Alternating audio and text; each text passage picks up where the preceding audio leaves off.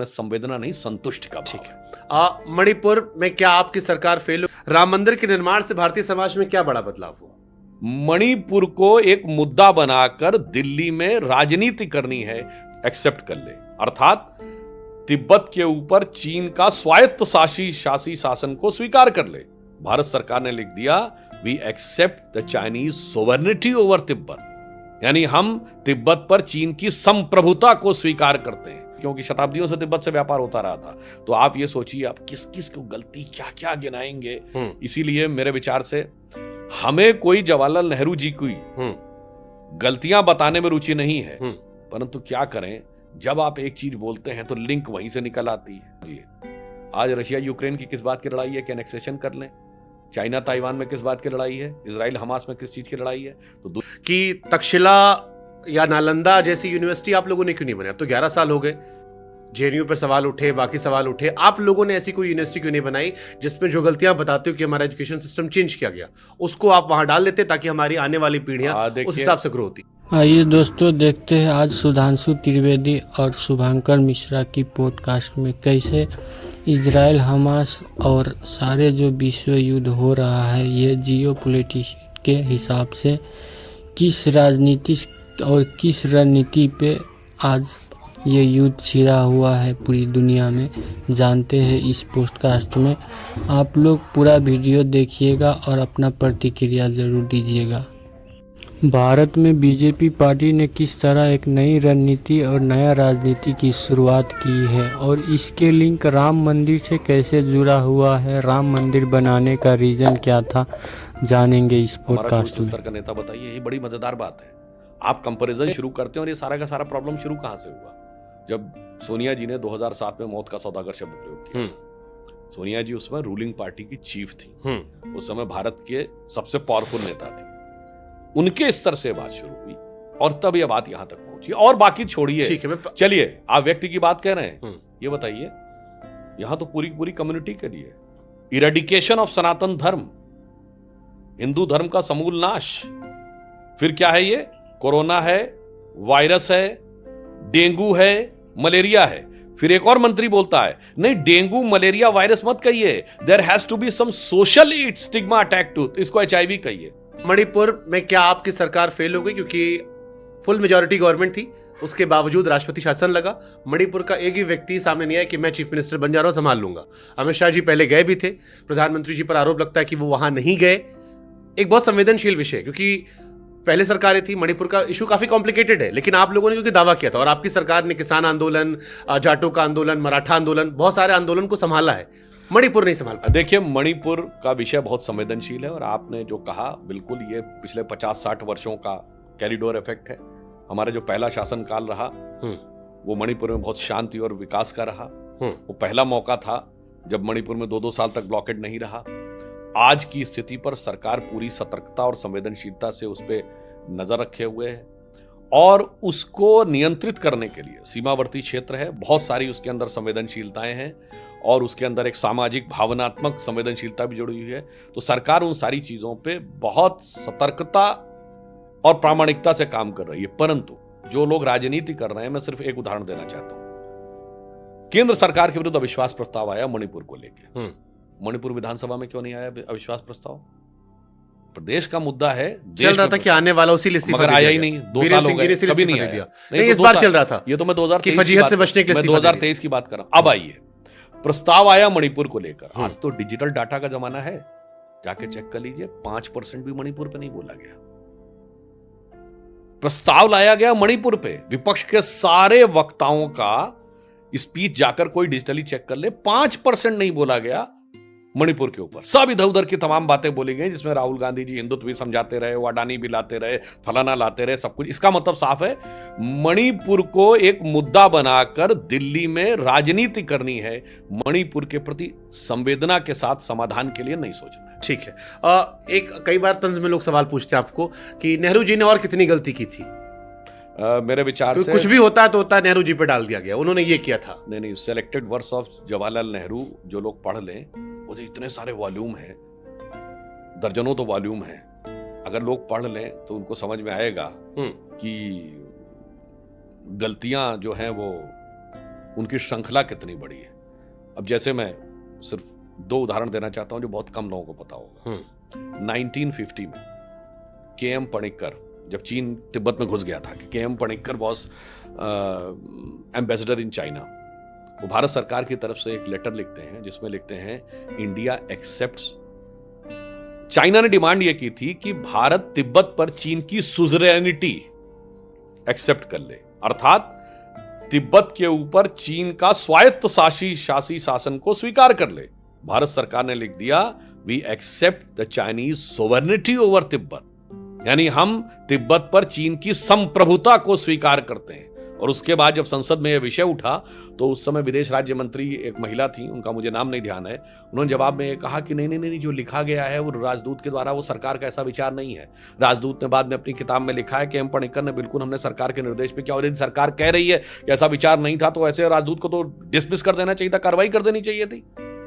ये है।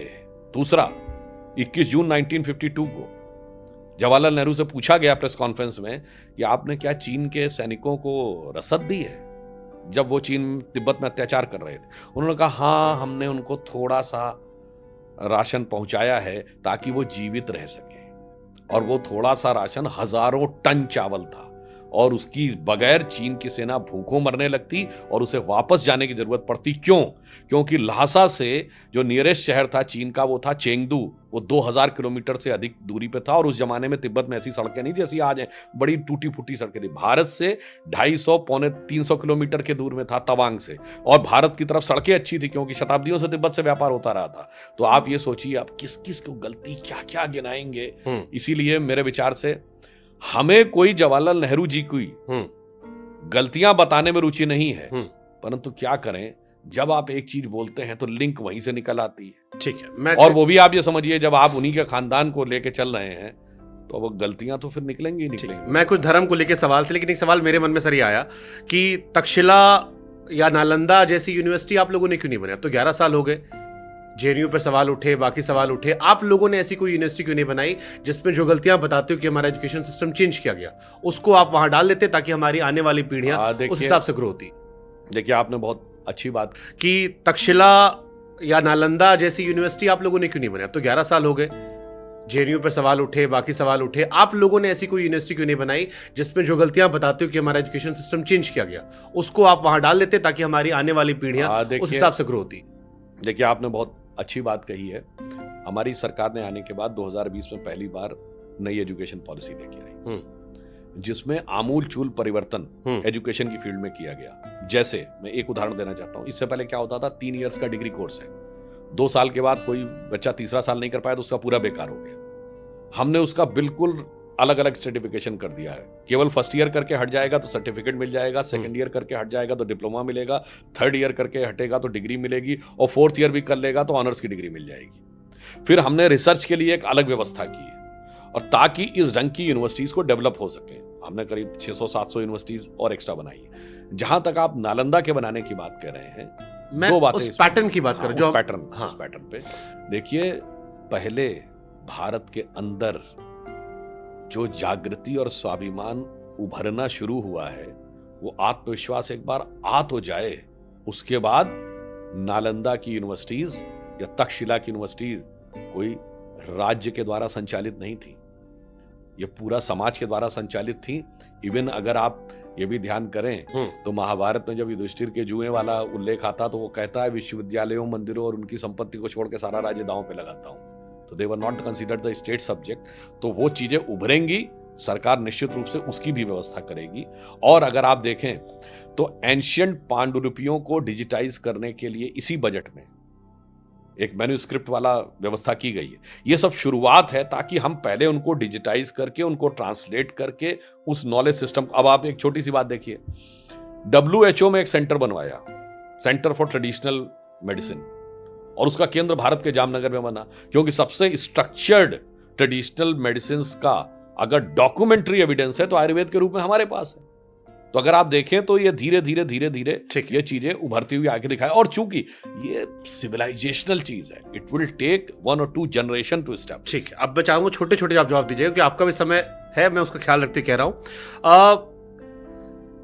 धर्म का पालन करने के लिए भगवान में विश्वास होना जरूरी है? संशयात्मा विनश्यति। अगर संशय होता है तो आत्मा का विश्वास। अब मैं छोटी सी एक बात कहूं, बाकी तो छोड़ दीजिए। अगर आप अच्छे प्लेयर बनना चाहते हैं तो अपनी एक्सरसाइज करने वाली मशीन से लेकर कोच पे विश्वास करते हैं कि नहीं, कि हर मुद्दे पे तरक्की करते रहते हैं? करते हैं विश्वास। तो फिर तो यदि फिजिकल स्ट्रेंथ के लिए चाहिए तो मेंटल और स्पिरिचुअल स्ट्रेंथ बगैर विश्वास क्या जाएगी? ठीक है। डॉक्यूमेंट्री एविडेंस है तो आयुर्वेद के रूप में हमारे पास है। तो अगर आप देखें तो ये धीरे धीरे धीरे धीरे ये चीजें उभरती हुई आगे दिखाए। और चूंकि ये सिविलाइजेशनल चीज है, it will take 1 or 2 generation to step. ठीक है, अब मैं चाहूंगा छोटे छोटे आप जवाब दीजिएगा, क्योंकि आपका भी समय है, मैं उसका ख्याल रखते कह रहा हूं। धर्म का पालन करने के लिए भगवान में विश्वास होना जरूरी है? संशयात्मा विनश्यति। अगर संशय होता है तो आत्मा का विश्वास। अब मैं छोटी सी एक बात कहूं, बाकी तो छोड़ दीजिए। अगर आप अच्छे प्लेयर बनना चाहते हैं तो अपनी एक्सरसाइज करने वाली मशीन से लेकर कोच पे विश्वास करते हैं कि नहीं, कि हर मुद्दे पे तरक्की करते रहते हैं? करते हैं विश्वास। तो फिर तो यदि फिजिकल स्ट्रेंथ के लिए चाहिए तो मेंटल और स्पिरिचुअल स्ट्रेंथ बगैर विश्वास क्या जाएगी? ठीक है। राम मंदिर के निर्माण से भारतीय समाज में क्या बड़ा बदलाव हुआ? भारतीय समाज में पहला बदलाव यह हुआ कि सदियों से दबे कुचले भारतीय समाज में एक स्वाभिमान का विषय आया। दूसरा, मानव सभ्यता के श्रेष्ठतम मूल्यों को जो सिर्फ हिंदू समाज में थे उसे स्थापित किया। दुनिया का इतिहास भरा पड़ा है इन उदाहरणों से कि भाई भाई का गला काट के गद्दी पे बैठा, बेटा बाप को मार के गद्दी पे बैठा। उसके कंट्रास्ट में राम मंदिर उस उदाहरण का प्रतीक है कि पिता के एक वचन पर कोई जंगल जाने को तैयार हो और भाई खड़ाऊ रख के शासन करने को तैयार हो। दूसरा उदाहरण समझिए, आज रशिया यूक्रेन की किस बात की लड़ाई है कि एनेक्सेशन कर लें? चाइना ताइवान में किस बात की लड़ाई है? इजराइल हमास में किस चीज की लड़ाई है? तो दुनिया में क्या है? जियोपॉलिटिक्स क्या है? Annexation, subjugation and domination. या तो मिला लो, या अपना डिप्यूटी वहां बैठा दो, या उसके साथ कॉन्ट्रैक्ट करके सब्जुगेट कर लो। जब भगवान राम ने लंका जीता तो क्या एनेक्सेशन किया? नहीं। क्या अपना डिप्यूटी बैठाया कि लक्ष्मण से कहा तुम यहाँ के वॉइसरॉय बन के मेरे बिहाफ पे करोगे? नहीं। उनका सब्जुगेशन किया? नहीं। तो ये श्रेष्ठतम मूल्य दिखाएगा। एंड लास्ट एक लाइन में आपको समझ में आएगा, भारत में पर्यटन में यदि कोई एक डेस्टिनेशन था, एक लाइन में आपको समझ में आएगा, भारत में पर्यटन में यदि कोई एक डेस्टिनेशन था जहां सबसे ज्यादा लोग हर साल जाते थे, वो था आगरे का ताजमहल। मगर 2024 पहला वर्ष बना है जब सबसे ज्यादा अगर टूरिस्ट किसी एक स्थान पे गए हैं तो वह है अयोध्या का श्री राम मंदिर, जहां 1,80,00,000 लोग गए। यानी एक मुर्दे के मकबरे पे बनी वो इमारत जिसके बारे में यह कहानी है कि बनाने वाले कारीगरों के हाथ काट दिए गए थे, उससे हटकर भारत के आत्मीय सम्मान का केंद्र वह प्राण प्रतिष्ठित मंदिर बना है जो श्रेष्ठतम मूल्यों का प्रतीक है और जिसको बनाने वाले कारीगरों पर प्रधानमंत्री ने पुष्प वर्षा की है। This is a paradigm shift in the thinking process of the Indian society. अब मैं अभी गया था कोणार्क सन टेम्पल पे, 2 दिन पहले मैं ओडिशा में था, वहां पर गया और वहां की कहानियां सुनी कि कैसे उस दौर में समय दिखाता था, महीने पता लगते थे, सारी चीजें थी। हिंदू धर्म को लेकर कई बार आप कहते हैं कि बड़ा साइंटिफिक टच है, कई मंदिरों का भी आप जिक्र करते हैं। अब एक तरफ जिसे आपने अभी ताजमहल का जिक्र किया, बार बार ये कहा जाता है कि मुगलों ने भी इस देश को बहुत कुछ दिया है, लाल किला, ताजमहल, कुतुब मीनार दिया है। आप लोगों ने वैसी चीजें क्यों नहीं बना ली थी पहले, और बनाई थी तो प्रचार क्यों नहीं किया? आप उन पर तंज कसते हो। मैं छोटी सी एक बात बताता हूँ, जो ये कहा जाता है इन्होंने ये दिया उन्होंने दिया, मैं एक छोटी सी बात कहता हूँ, कोई भी जाके चेक कर सकता है। अगर आप ताजमहल कभी गए? बाहर तक गया था, डोनाल्ड ट्रम्प जब आए थे रिपोर्टिंग करने, अंदर नहीं जा पाया था। अंदर जाइए तो जब गाइड आपको दिखाता है तो एक बड़ी मजेदार बात बताता है, कहता साहब ये इतना बढ़िया कंस्ट्रक्शन है कि जमुना के किनारे बना है, कभी जमुना में बाढ़ आ गई तो क्या होगा? ताजमहल तो धंस जाएगा, पूरी बिल्डिंग ही खराब हो जाएगी। तो क्या किया गया है, उसके बेस में आबनूस की लकड़ी लगाई गई है ताकि अगर पानी आ जाए तो लकड़ी की वजह से वो प्लेटफॉर्म वो थोड़ा तैरता रहेगा, वो नीचे नहीं जाएगा अगर ह्यूज फ्लड आ जाए तो। और आबनूस की लकड़ी इसलिए लगाई गई है क्योंकि आबनूस की लकड़ी एकमात्र लकड़ी है जो भीगने के बाद जब वो सूखती है तो उसकी स्ट्रेंथ बढ़ जाती है कमजोर होने की वजह। ये जाएंगे तो गाइड आपको बताएगा। पर ये बताइए, रेगिस्तान वालों को, रहने वालों को बाढ़ से बचने की टेक्नोलॉजी पता थी? बाकी मैं दर्शकों के विवेक पे छोड़ता हूं। जहां एक बूंद पानी नहीं होता था उन्हें यह पता था कि बाढ़ से कैसे बचाई जा सकती है, और आबनूस की लकड़ी भी पता थी। गजब है, जहां चित्रकारी का निषेध था वहां सुंदर चित्रकारी बना लेते थे। मेरा मानना है जिन्होंने बृहदेश्वर का मंदिर बनाया, जिन्होंने मीनाक्षीपुरम का मंदिर बनाया, जिन्होंने कोणार्क का सूर्य मंदिर बनाया, जिन्होंने अजंता एलोरा की गुफाएं बनाई, जिन्होंने कालिंजर का किला बनाया, जिन्होंने चित्तौड़ दुर्ग का किला बनाया, ये लॉजिकल लगता है कि वो लोग लाल किला भी बना सकते थे, वो ताजमहल भी बना सकते थे, ना कि वो जहां से आए थे वहां तो कोई ईंटे का टीला नहीं है और आके यहां पे बना दिया। ये सिर्फ कॉमन सेंस की बात है। इसीलिए मैंने कहा बहुत सारी दिमाग में भरी हुई चीजें हैं, जरा सा अगर नई पीढ़ी कॉमन सेंस से सोचेगी तो सब। अब जैसे एग्जांपल के लिए कुतुब मीनार, मेरी जहां तक जानकारी है संभवतः कि शायद किसी ने, कोई चंडीगढ़ यूनिवर्सिटी के प्रोफेसर थे, उन्होंने आरटीआई लगाई थी कि कुतुब मीनार कुतुबुद्दीन ऐबक ने बनवाई, इस पे कौन कौन से डॉक्यूमेंट्री एविडेंस है, तो एनसीईआरटी ढंग से दे ही नहीं पाई थी। और आप मजे की बात सोचिए, जहां से आप आए थे वहां तो बांस की मीनार भी नहीं है और कुतुब मीनार यहां बना ली। और उसके बगल में मेहरौली का लौह स्तंभ है जो मेटलर्जिकल सुप्रीमेसी का प्रतीक है। आज भी कोई ऐसी मेटल अवेलेबल नहीं है जो 2300 साल खड़ी रहे खुले आकाश के नीचे और उसमें जंग न लगे। और ऐसा ही कर्नाटक के कुल्लूर में भी स्तंभ है और वो ट्राइबल एरिया में है, जिसके बारे में कहा जाता है ट्राइबल्स ने वो बनाया था। कब? जब शंकराचार्य उनके गांव में आए थे। मगर साहब, हमारी साइंटिफिक सुप्रीमेसी का प्रतीक मेहरौली का लौह स्तंभ नहीं दिखाया जाएगा। ठीक उसके बगल में खड़ी हुई कुतुब मीनार, वो साहब जहां से आए थे वो हजरत वहां पे खपच्ची की मीनार भी नहीं बना पाए हैं, मगर यहां पे वो उन्होंने बना दिया। तो आप क्यों नहीं एजुकेशन मिनिस्टर बन जाते? मोदी जी से कहो आप कि ये सब पढ़ाया जाए। मैं आपको बहुत सी बातें बताऊं। अब जैसे हम ही पढ़ रहे थे, अभी संभाजी का पढ़ रहे थे, हमको उसमें नहीं पढ़ाया गया उतना डिटेल में। हमको जो पढ़ाया गया बच्चों को वो उसी को आप शिकायत करते हो। तो पहले आप लोगों ने पढ़वाया, उसके बाद उस टाइम अटल जी की सरकार थी जब हम स्कूल में पढ़ रहे थे। आपको पता है अटल जी की सरकार से पहले क्या क्या लिखा हुआ था एनसीईआरटी की बुक्स में 98 से पहले? कि गुरु तेग बहादुर को इसलिए एग्जीक्यूट कराना पड़ा क्योंकि he has created a law and order problem. Raja Surajmal Jat, इसलिए उनके विरुद्ध कार्रवाई करनी पड़ी कि उन्होंने दिल्ली आगरा के रूट को लूटपाट करके असुरक्षित कर दिया था। और ठीक उसी किताब में जानते क्या लिखा था? पठानों के लिए खैबर दर्रे के पास खेती करना वो जानती नहीं थे, व्यापार करना उन्हें आता नहीं था, इसलिए आने जाने वाले कारवां को लूट कर गुजर बसर किया करते थे। देखिए वर्ड्स कैसे यूज हो रहे हैं वहां। और ये सब जब अटल जी की सरकार आई तो उन सारी चीजों को अलग किया गया। मगर मैं एक और बात कहना चाहूंगा, इतिहास सिर्फ किताबों से नहीं आता है। आपने कितनी रामायण महाभारत की कहानियां सिर्फ किताबों में पढ़ी है? कितनी आपने सिर्फ अपने उसमें पढ़ी? ये समाज संस्कार भी देता है, माँ बाप संस्कार देते हैं, दादा दादी नाना नानी देते थे। इसीलिए हर चीज, वो कितना भी झूठा इतिहास लिख लें, जिसे कहते हैं एक लाइन में कि हटा दो ये इतिहास झूठे तुम्हारे, यहां जर्रे जर्रे पे सच है लिखा रे। जो कोई किताबें न बानी कहेगी तो ये माटी सभी की कहानी कहेगी। और अब माटी में जागृति आ रही है और वो कहानियों के माध्यम से, इसमें छत्रपति संभाजी राजे का भी उदाहरण अब सामने आ रहा है। ठीक है। कॉलेज लाइफ में कभी इश्क मोहब्बत प्यार हुआ था आपको? मैं वैसे मैकेनिकल में लड़कियां तो होती नहीं है, हमने भी की, इसलिए हमको पता है आपको। हाँ, जो कोई भी बच्चे आज उनसे कहना चाहता हूं, किसको प्रेम होता है भाई? मैं पहले भी ये बात कह चुका हूं। हाँ। इस झूठे प्रपंच में मत फंसिए। जिसको प्रेम हो जाता है तो उसमें ब्रेकअप नहीं होता है। जो ब्रेकअप हो, प्रेम नहीं होता, उसको कहिए अट्रैक्शन। अट्रैक्शन में कौन ये फीलिंग होती है कि मुझे कुछ चाहिए और मुझे तुझसे कुछ चाहिए, नहीं पूरा हुआ तो फिर देख लूंगा या देख लूंगी। तो ये जो मोहम्मद शमी, युजवेंद्र चहल, हार्दिक पांड्या, शिखर धवन, शादी के बाद डिवोर्स हुआ, इन सबका ये क्या था? देखिए, वो मैं किसी के व्यक्तिगत जीवन पर नहीं। हाँ, पर डिवोर्स बहुत बढ़ गया अभी देश में। देखिए, उसका भी एक और कारण है कि वास्तविकता में प्यार तो 0.1% में नहीं होता। बहुत बड़ी चीज है प्यार, जिसे वो बताता हूं। उसको आप ऐसे समझिए, जो वसीम बरेलवी साहब का एक बड़ा प्रसिद्ध शेर है कि माना मुझे अपना हाल बयां करना नहीं आता, तुझे भी तो उसे एहसास करना नहीं आता। वो दिन गए जब मोहब्बत हुआ करती थी जान की बाजी, अब कोई बिछड़ जाए तो कोई मर नहीं जाता। तो आप ये समझिए, अब तो उल्टा ये कहता है मैं मार के काट के सूटकेस में भर दूंगा। ये प्यार नहीं होता।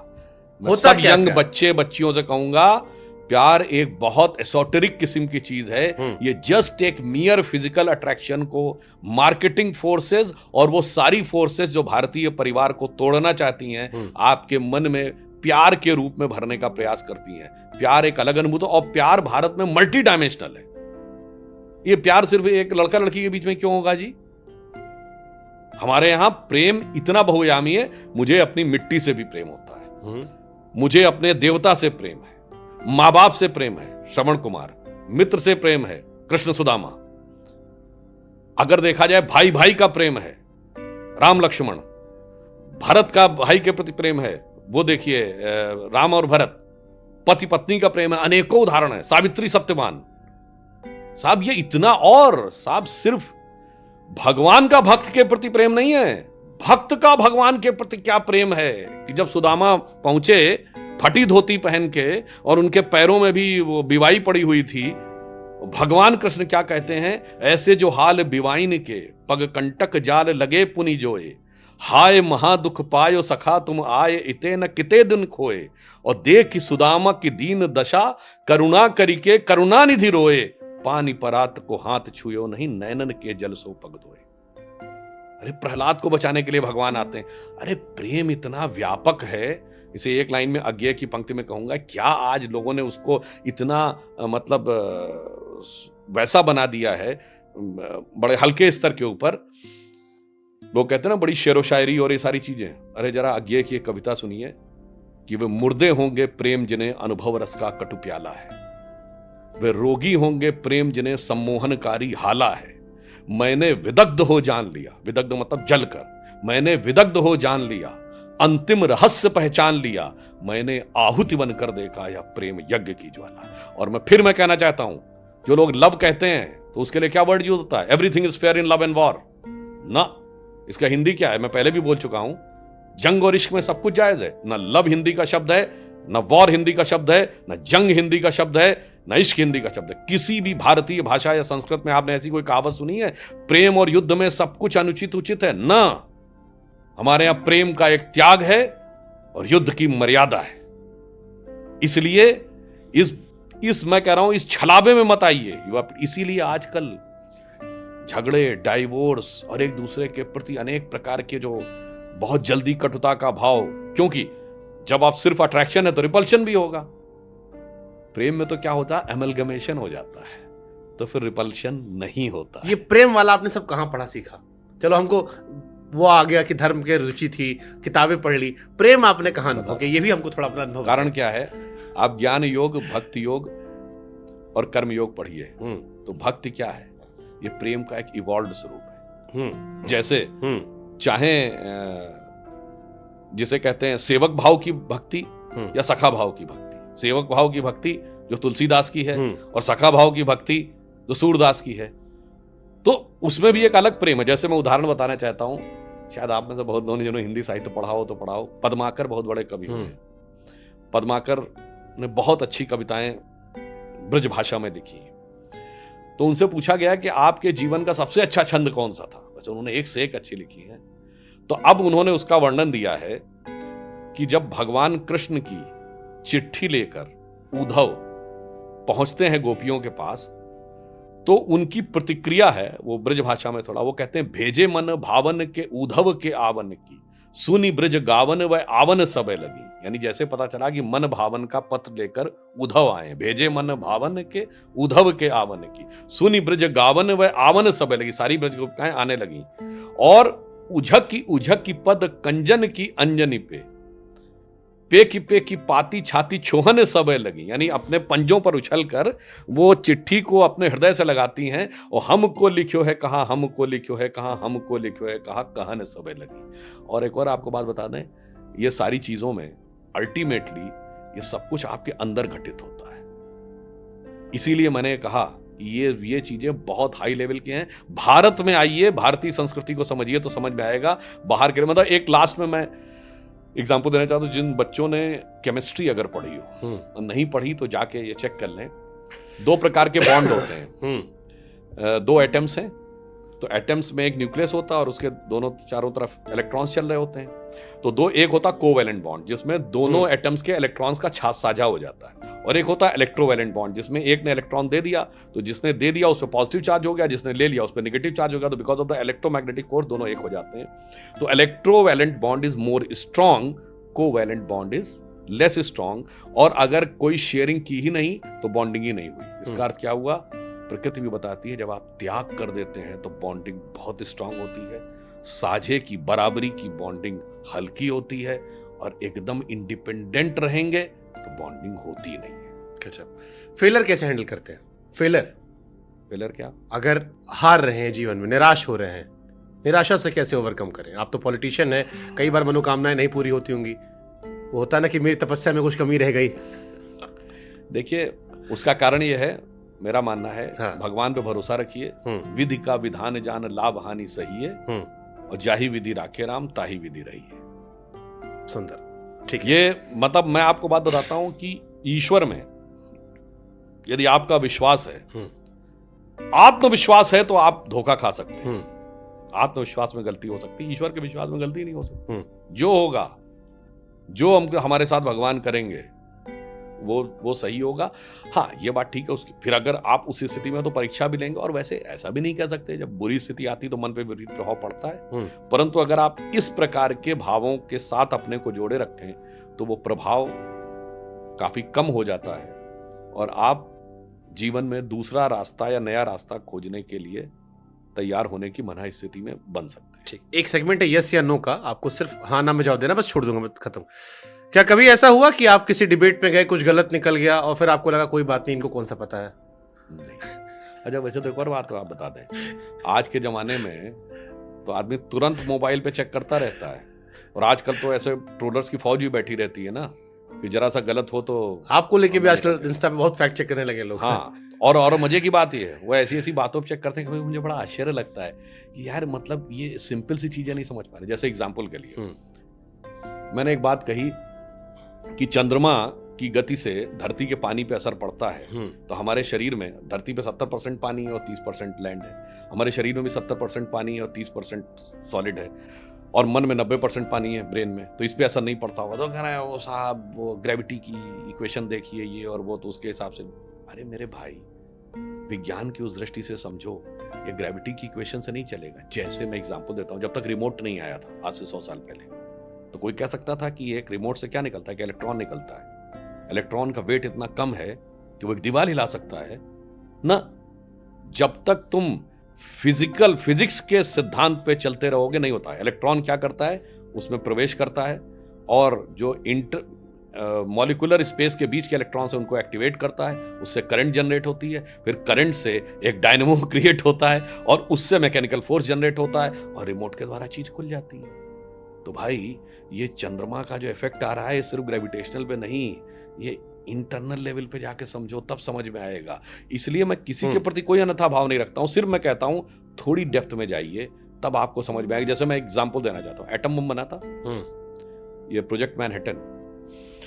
उस समय जब प्रेसिडेंट ट्रूमैन थे, तो उनके जो एडवाइजर थे, military advisor, his name was admiral William लेई।